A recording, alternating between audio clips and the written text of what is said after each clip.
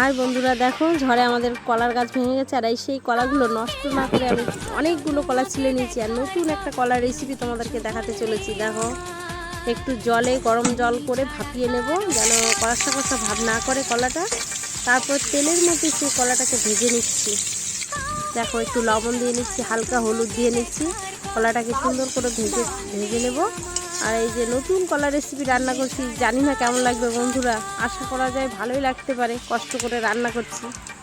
দেখো, তেলের মধ্যে জিরে ফোড়ন দিলাম, তারপর জিরে আদা লঙ্কা পোস্ত বাটা দিয়ে ভালো করে মশলাটাকে কষিয়ে নেব। আর এই মশলা কষা যতটা সুন্দর হবে ততটাই কিন্তু টেস্টি হবে রান্নাটা।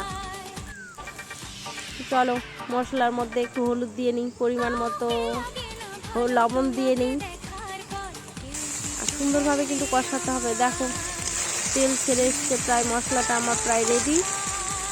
এবার ভাজা কলাগুলো আমি দিয়ে নেব। আর এই যে মশলাগুলো কষাতে হবে, একটু কলার সাথে একটু নেড়ে চেড়ে ভালো করে কষাতে হবে। কষানো হয়ে গেছে, এবার জল দিয়ে নিচ্ছি হালকা, তারপর একটু জাল দিয়ে নামিয়ে নিব। এই যে নামিয়ে নিয়েছি, দেখো কলার কি সুন্দর কালার এসছে, আশা করি যে ভালোই লাগবে খেতে। চলো এবার খেয়ে দেখি কেমন হয়েছে নতুন এই কলার রেসিপিটা আমার। দেখো, রান্না করে আমি নিজে নিজে খেতে বসে গেছি। সুন্দর টেস্ট হয়েছে, জানি না এত সুন্দর টেস্ট করবে, জীবনে প্রথম রান্না করলাম, আমারই হয়েছে সুন্দর, তুলনা হয় না। Tata, bye bye.